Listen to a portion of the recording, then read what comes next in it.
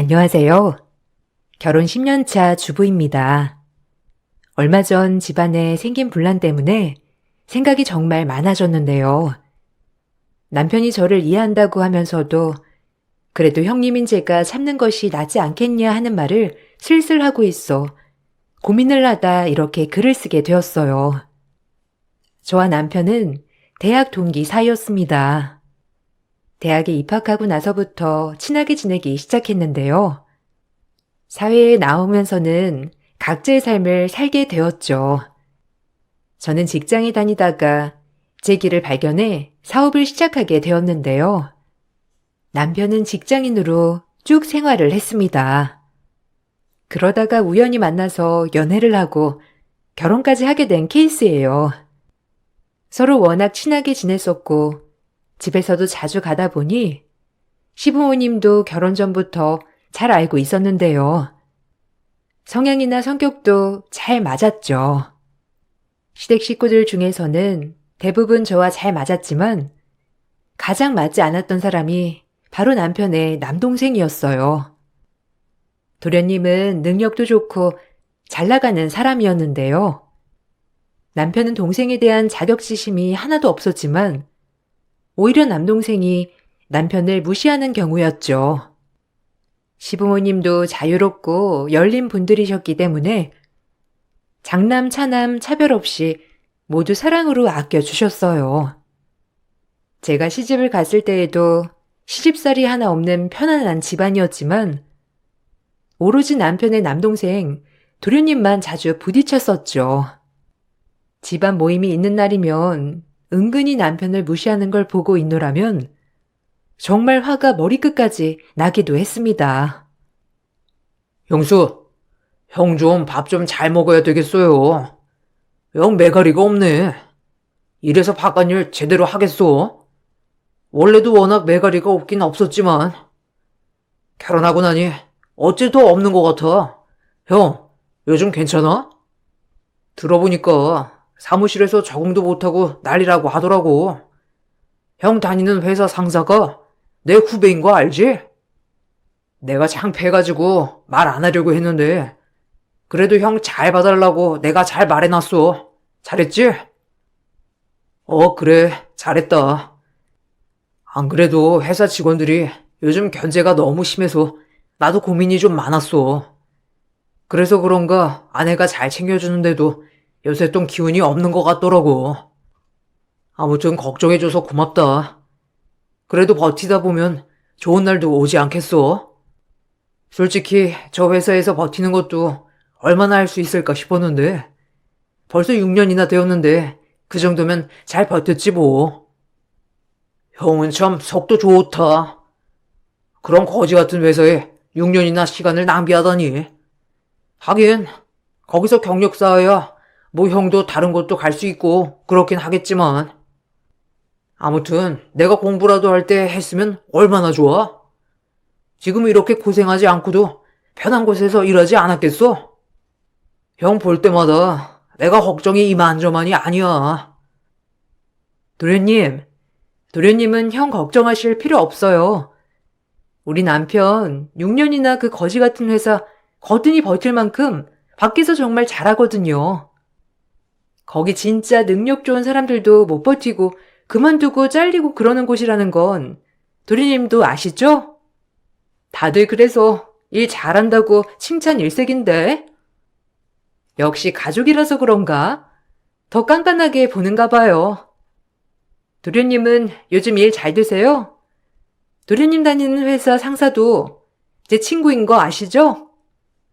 들어보니까 요즘 실수가 많아가지고 좀 지켜보고 있다고 하더라고요. 친구는 비밀이라고 했는데 그래도 가족인데 제가 살짝 말씀드리니 조심하는 게 좋겠어요. 이제 좀 있으면 인사 이동도 있다면서요.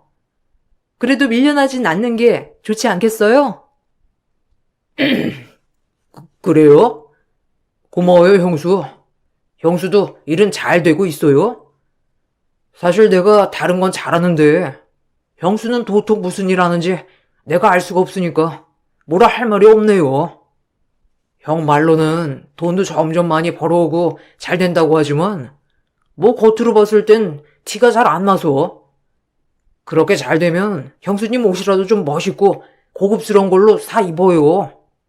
매번 후줄근하게 옷이니 잘 나가는 줄도 모르겠네요. 형수님, 그래도 돈 벌면 쓸 곳은 써야 되는 거예요. 아, 도련님, 이런 브랜드 같은 건 잘 모르시는구나.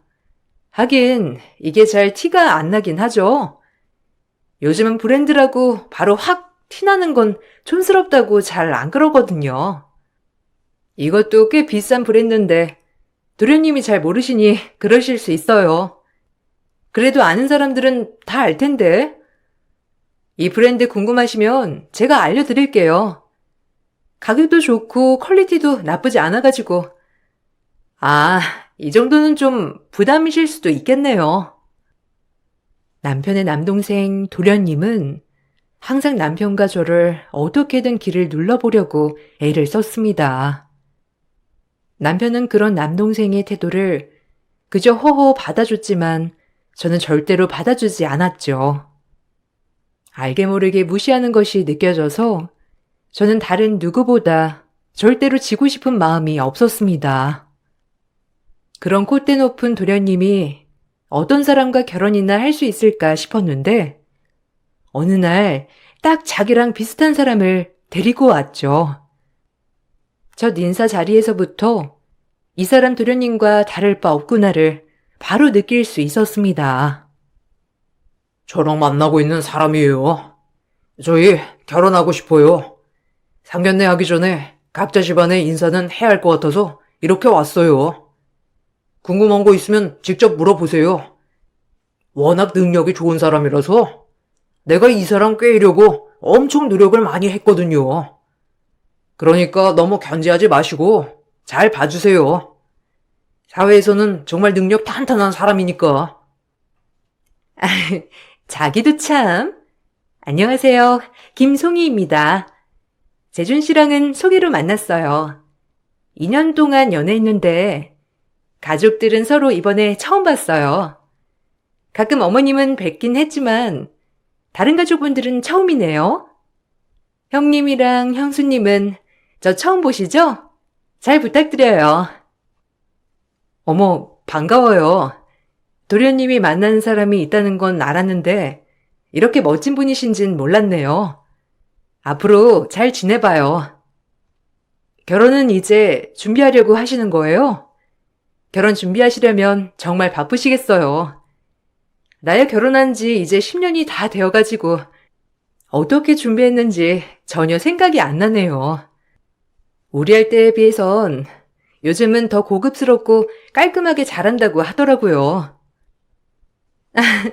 아무래도 10년 전이랑은 좀 비교하기 힘들지 않겠어요? 그때는 뭐 돈 없어도 대충 결혼식 할 수 있었잖아요.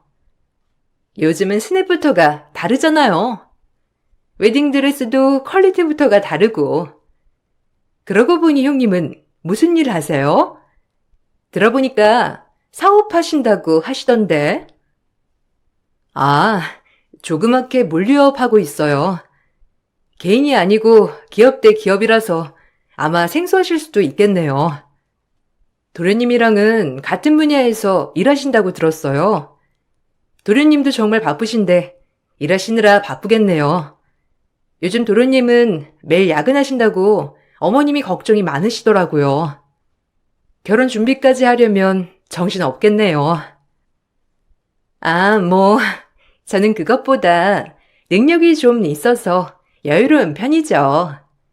어떤 사람들은 열심히 일하면 그만큼 돈 번다고 하지만 짧은 시간 내에 많이 버는 것도 능력이라면 능력이죠.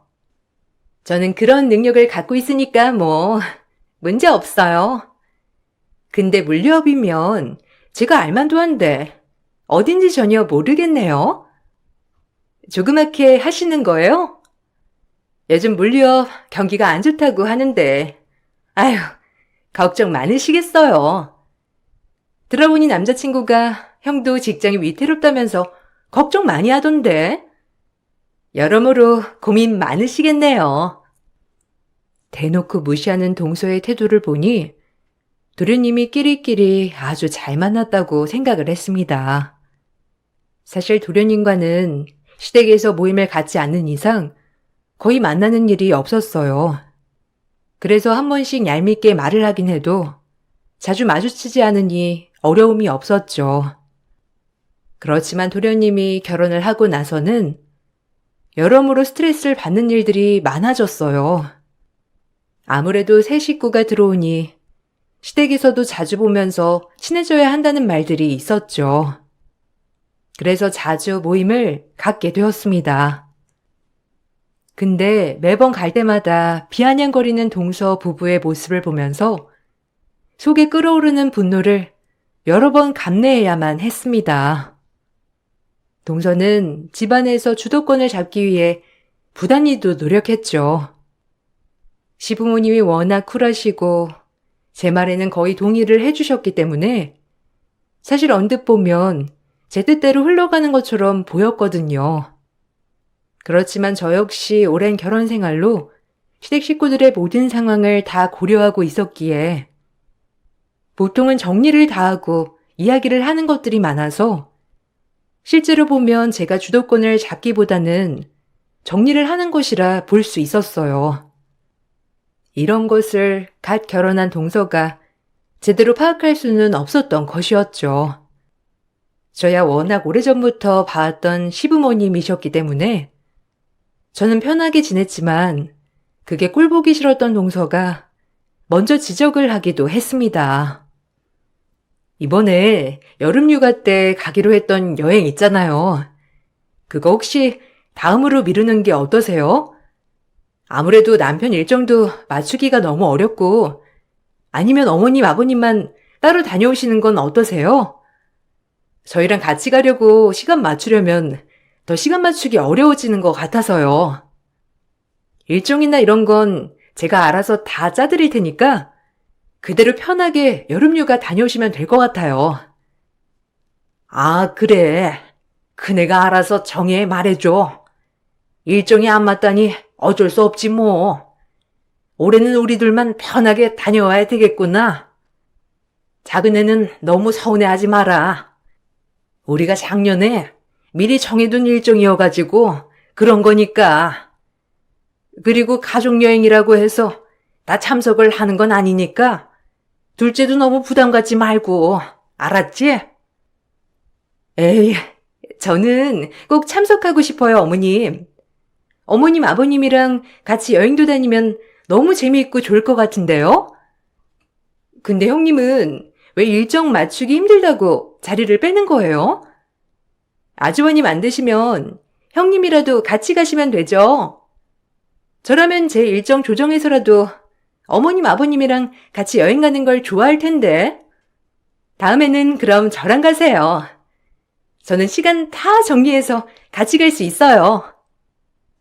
아이고, 아니다. 같이 여행 가는 건 나중에 천천히 가면 되는 거지 뭐. 그네야 우리랑 여행 많이 갔다 왔어. 큰아들 없이도 말이야. 소진이랑만 같이 간 적도 뭐 많았지.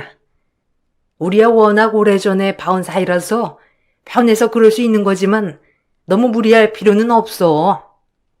그냥 시간 맞는 사람들끼리 갔다 오면 되는 거니까 지금 당장 결정하지 말고 나중에 한번 보면서 결정하거라. 저는 딱 봐도 어머님, 아버님이랑은 잘 맞을 것 같은데요? 형님이랑은 좀 취향이 차이가 있는 것 같지만 그럼 어머님, 차라리 일정을 제가 짜드리는 건 어떠세요? 딱 봐도 형님은 여행 별로 안 다녀보셨을 것 같은데 저 여행 진짜 많이 가봤거든요.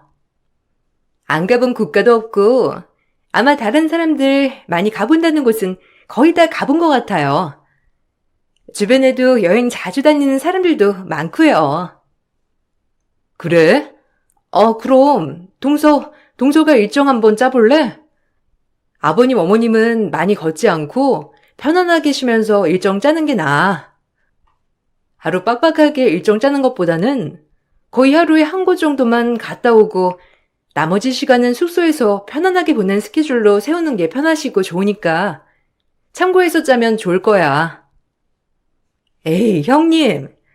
역시 여행을 많이 안 가보셨네요. 이런 곳은 한 번 갈 때 딱 유명한 곳은 다 돌고 와야죠. 그리고 힘들 게 뭐가 있어요? 거의 차 타고 이동해서 사진 찍고 오는 건데 숙소에만 있으려면 여행은 왜 가요? 그냥 집에서 푹 쉬는 게 낫지. 둘째야, 이건 첫째 말이 맞아. 우리가 다 차를 오래 타면 멀미가 좀 심해서 하루 하나 정도만 갔다 오는 게 낫다. 일정이 너무 빠듯하면 우리도 너무 힘들거든. 널찍하게 짜야 우리한테도 맞아가지고 말이야. 둘째한테는 미안하지만 일단 이번 여행까지는 첫째가 스케줄 짜는 걸로 해다오. 아무래도 제가 더 결혼 생활이 오래되었기 때문에 좀 더 잘 맞출 수 있는 부분이었지만 동서는 그런 부분들을 이해하기는커녕 제가 여우처럼 시부모님을 홀리고 있다고 생각을 하는 듯 했습니다. 특히나 제가 자주 시댁에 들릴 때면 그걸 정말 못마땅해 했었어요. 저는 재택으로도 근무가 가능한 일이었기 때문에 자주 시댁에 들렸죠. 별일 없어도 어머님, 아버님이랑 따로 밥도 먹고 수다도 떨다가 오는 날이 많았습니다. 그걸 알고 나서는 동서가 매번 저를 지적했죠. 형님은 왜 매일 시댁에 가세요? 형님이 그러시면 저도 똑같이 그렇게 해야 하잖아요.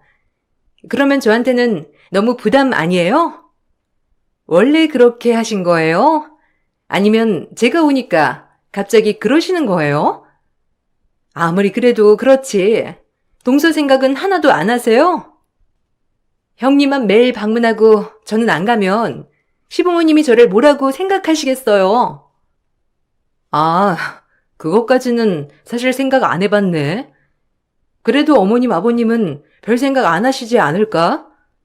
동서는 매일 출퇴근해야 하잖아. 그리고 나는 바로 시댁 옆동에서 사니까 좀 더 가기 편하고, 그래서 그냥 자주 왕래한 거야. 별 뜻은 없어.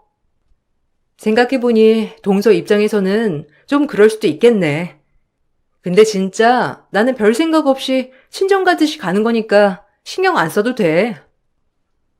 그래도 이제는 며느리가 2명이잖아요.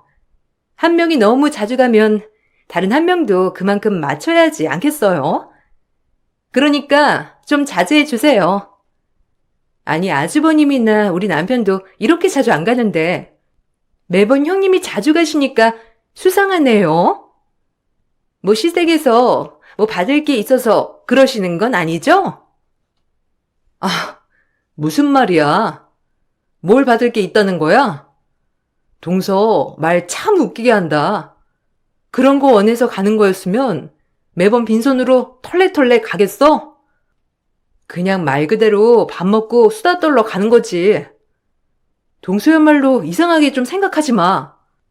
그리고 나야 시간이 여유로우니까 이렇게 가지. 동서는 일하느라 바쁘지 않아? 그러면 다 이해해 줄 거야. 그래도 좀 자제해 주세요.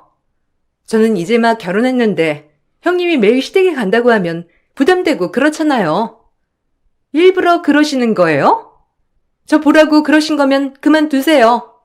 진짜 부담되니까요. 동서의 견제는 여기에서 끝나지 않았습니다. 가장 견제를 많이 하는 것이 바로 금전적인 것이었죠. 워낙 남편들의 연봉이 크게 차이 나니 동서는 자연스럽게 우리 집이 자신들 가정보다 조금 기울어져 있을 거라고 생각을 하는 듯 했습니다. 거기다가 저나 남편이나 명품에는 거의 관심이 없어가지고 다니거나 입는 것 중에도 명품이라고는 바로 딱 보일 만한 것들은 거의 없었죠. 여기에 차도 결혼하기 전에 타고 다니던 10년 넘은 차를 그대로 타고 다녔어요. 이런 상황에서 빡빡하게 살고 있을 거라 생각을 했던 거죠. 아이고, 형수. 형 차 좀 바꿔줘요. 이게 뭐야? 벌써 10년이나 넘었어. 요즘은 차도 10년 넘게 안 타는데 중고로 넘겨도 이건 반의 반도 안 나오는 차잖아요. 형이 그래도 나이가 있지? 이렇게 후줄근하게 하고 다니고 차도 오래되고 후줄근하면 사람들이 무시하지 않겠어요? 아무리 버는 게 적어도 그렇지. 하고 다니는 건 좀 깔끔하게 제대로 갖춰야 부모님 면도 사는 거죠. 남편 말이 맞아요. 형님이랑 아주버님, 이번에 차 좀 바꾸세요. 제가 잘 아는 딜러 있거든요. 프로모션으로 좀 좋게 빼달라고 할게요.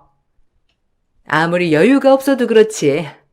남들 보면 저긴 형 가정만 어렵다면서 웃겠어요. 당신도 좀 신경 쓰지 그랬어. 아무리 그래도 이건 좀 가족들이 다 잘 살아야 그게 제일 좋은 거야. 그러게 말이야. 내가 결혼하기 전에는 하나하나 다 신경을 못 썼네. 역시 자기 있으니까 내가 가족들도 살펴보고 역시 자기야. 내가 나 사는 것만 바빠서 이런 것도 신경을 못 썼네. 우리 와이프가 이런 건 진짜 잘 챙겨. 형수, 봤어요? 우리 와이프는 딱 자기 급에 맞춰서 차 타고 다니잖아요. 아까 봤어요?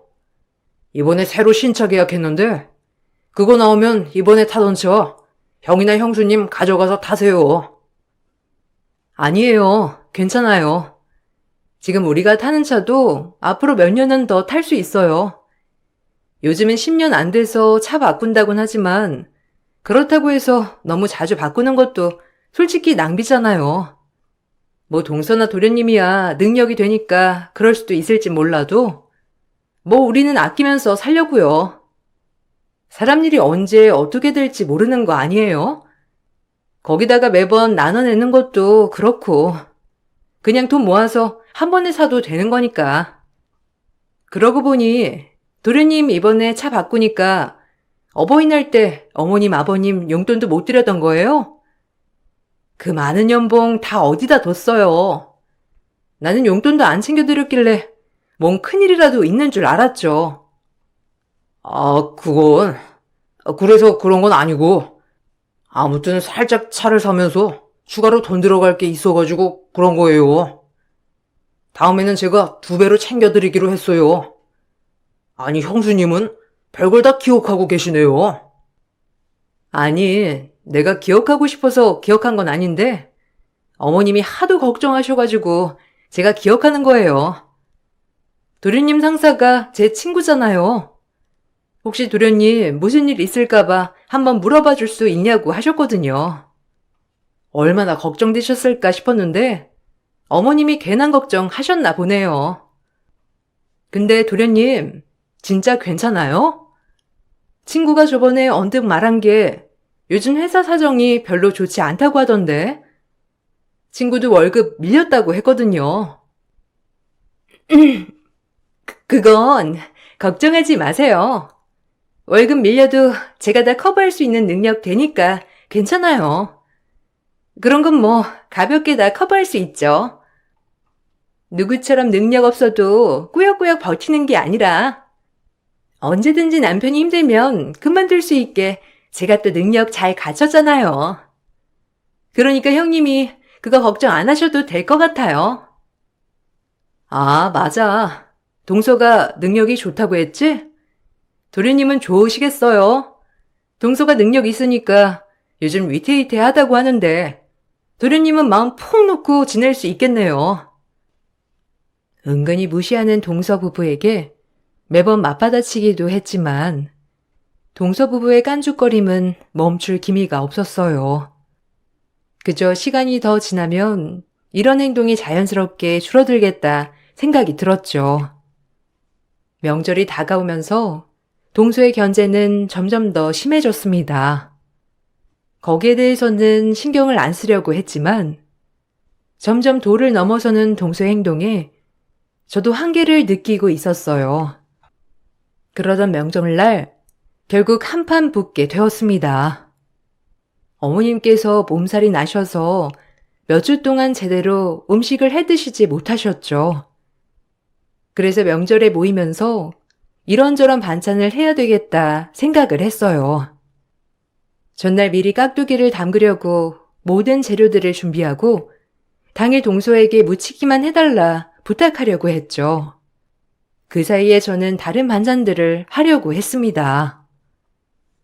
동서, 오늘 좀 바빠?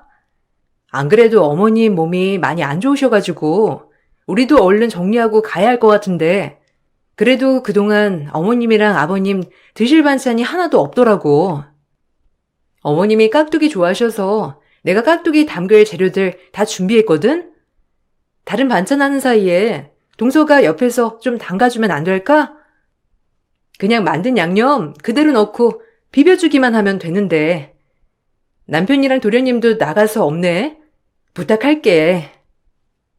네? 제가 왜요? 형님은 명절 음식도 안 맞는다는데 왜 이런 걸 사서 고생하세요? 하긴 능력이 없으니까 알아서 기는 건가? 형님, 아무리 그래도 이렇게 설설 기면서 반찬까지 다 해다 바쳐야 되겠어요? 형님도 참 자존심 좀 챙기세요. 저는 별로 하고 싶은 생각 없는데. 저딴 건 능력 없는 형님이 다 하셔야죠. 그래야 어머님, 아버님이 좋아하시지 않으시겠어요? 뭐? 동서, 지금 뭐라고 했어? 설설 기냐고? 능력 없는 내가 다 해야 하는 거라고? 동서 진짜 왜 그딴 말을 자꾸 하는 거야? 동서 진짜 내가 능력이 없어서 지금껏 이렇게 해왔다고 생각하는 거야? 진짜 동서 너무 웃긴다. 동서, 내 연봉 모르잖아. 내 연봉, 네 연봉에 한 자릿수 더 붙는데 어쩔래? 맞으면 지금 내 앞에서 꿇을래? 아, 형님, 거짓말도 적당히 치세요. 제가 역대 연봉인데 형님이 무슨 한 자리가 더 붙어요? 진짜 거짓말도 적당히 해야지. 이건 뭐 형님이 저보다 연봉 한 자릿수 더 붙으면 제가 거기 모를 수가 있겠어요? 당연히 잘 알 수밖에 없지. 형님 진짜 웃기는 소리 그만하세요. 아, 알겠으니까 이거 깍두기만 제가 담글게요. 그러니 실없는 농담은 그만하세요. 실없는 농담이라니. 동서 그거 모르는구나? 동서 지금 사는 집 그거 내가 사준 거야. 몰랐어? 어머님 아버님이 신경 쓸까봐 말 안 했나 보네. 그 집 내가 사서 시부모님 살라고 해드린 거야. 그런데 괜찮다고 한사코 거절하셔가지고 일단 명의만 드렸는데 도련님 결혼할 때 모아둔 돈 한 푼 없다고 해서 내가 그 집 도련님 살게 하라고 어머님 아버님께 말했었거든. 그러고 보니 도련님도 몰랐나 보네. 아, 무슨 소리 하시는 거예요? 거기 우리 남편 명의로 되어 있는데 뭔 헛소리를 하시냐고요. 적당히 하세요. 하나도 재미없어요.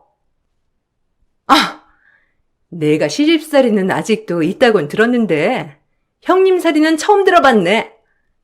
형님, 능력 없으시면 이딴 거짓말도 안 하셔야 되는 거예요. 들통날 거짓말을 왜 하고 있는지 알 수 없네요. 거짓말? 진짜 거짓말인지 한번 알아볼래? 아, 어머님 아버님한테 물어보면 되겠네. 어려울 게 뭐가 있어? 아니다. 도련님한테 한번 집주인이 누구인지 물어봐. 도련님한테 물어봐도 알겠다. 아마 어머니 명의로 되어 있을걸? 동서는 능력이 없어 시댁 반찬까지 다 해다 바치는 것이냐며 말했습니다. 그런 동서의 말에 그동안 참아왔던 것이 폭발했죠. 저는 사업을 하면서 연봉 10억을 벌어들이고 있었어요. 그보다 더한 해도 있었죠. 모아둔 돈은 그대로 저축도 하고 투자도 하면서 시부모님이 좀 더 편하게 지내실 수 있는 넓고 좋은 아파트도 준비를 해드렸습니다. 그렇지만 시부모님은 평생을 살아오신 곳이 좋으시다면서 한사코 거절을 하셨고 그곳은 전세로 내어 주었었답니다. 그러다가 도련님이 결혼을 할 때가 되었는데 어느 날 도련님이 시부모님께 찾아와서 지금까지 모아둔 돈이 한 푼도 없다면서 무릎 꿇고 도와달라 싹싹 빌었다고 하더라고요. 저에게 그때 그 집을 도련님께 빌려줘도 괜찮겠냐 물어보셨는데 그때는 그 집은 이미 제 손을 떠나 시부모님 집이었기 때문에 그렇게 하시라고 말씀을 드렸던 것이었죠. 동서는 이 사실을 알고 나서 사색이 된 채 집을 나갔습니다. 갑자기 가버린 동서의 행방을 물으시는 시부모님께 저는 그동안의 이야기를 모두 해드렸습니다. 시부모님은 저에게 미안하다고 하셨죠. 시부모님조차 면목이 없다며 말하는 일을 동서 부부는 저희 집까지 찾아와 뻔뻔하게 따지기 시작했습니다. 아니, 형수님. 지금까지 저 속이고 계신 거예요? 그렇게 연봉이 좋았으면 말이라도 해주지 그랬어요. 제가 하는 말 얼마나 웃겼어요? 사람 우습게 만드니까 재미있으세요? 그리고 그 집 저희 부모님 명의로 되어 있는 건데 왜 형수님 집이라고 하셨어요? 어찌되었든 지금은 제 부모님 명의잖아요. 왜 줬다 뺏는 것처럼 하시냐고요? 제가 뭘 줬다 빼는 것처럼 했다는 거예요. 동서가 하도 저를 하대하기에 제가 그렇게 말한 겁니다. 그리고 연봉이 적으면 그 모든 일 제가 다 해야 되는 겁니까? 그리고 어려운 일 시킨 것도 아니고 거기다가 지금껏 잘해주신 시부모님 드실 반찬 만드는 건데 연봉 운운하면서 하니 많이 해야 되냐고요. 그게 더 이상한 거 아니에요? 도련님 지금 이상한 곳에 화내고 있으신 거 아세요? 아니, 됐고. 형수님이 지금 저랑 우리 와이프 무시한 거잖아요. 그동안 여러 번 금전적인 거 이야기했는데도 그럴 때는 별말 안 하다가 지금 와서 연봉이 한 자릿수 많니 하면서 말하는 건 무시하는 거 아니고 뭔데요? 형수님 참 무서운 사람이었네요. 아니, 나중에 뒤통수도 제대로 치겠어요. 도대체 저한테 왜 그렇게 말씀하시는 건데요? 이거 진짜 예의 없는 거 알아요? 제가 뭐 돈 자랑한 것도 아니고 지금까지 아무것도 자랑해 본 적도 없고 연봉 말 꺼내 본 적도 없잖아요. 먼저 연봉 어쩌고 한 건 동서예요.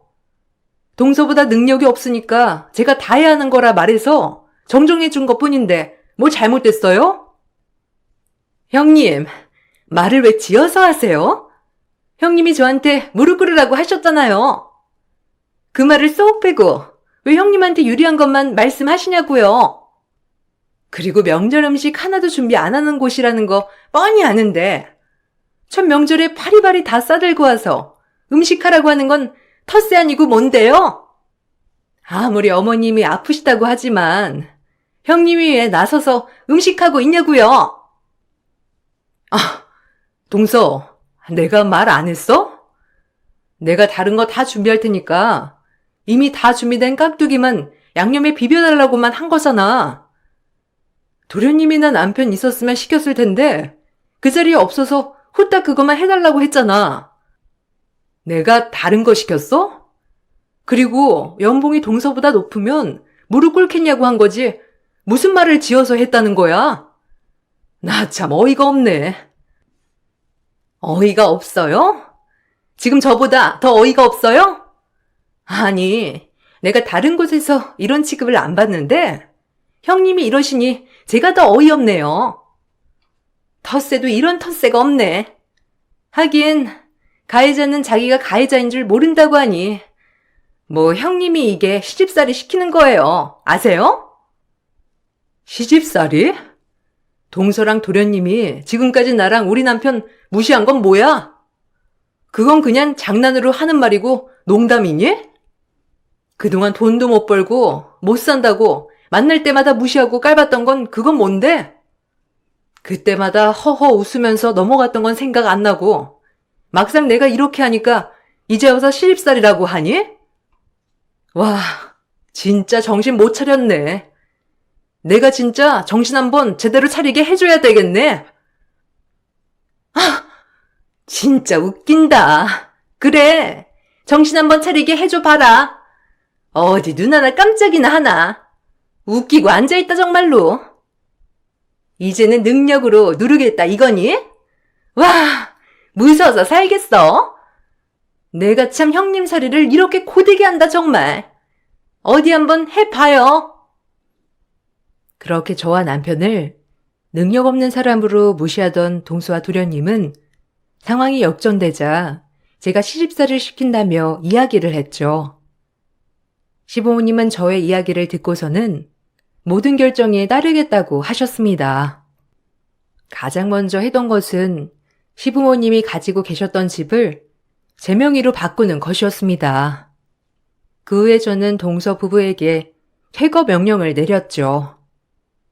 그리고 그동안 도련님 상사였던 친구가 저를 생각해 도련님을 지방으로 보내지 않았던 것을 그럴 필요 없다고 했습니다.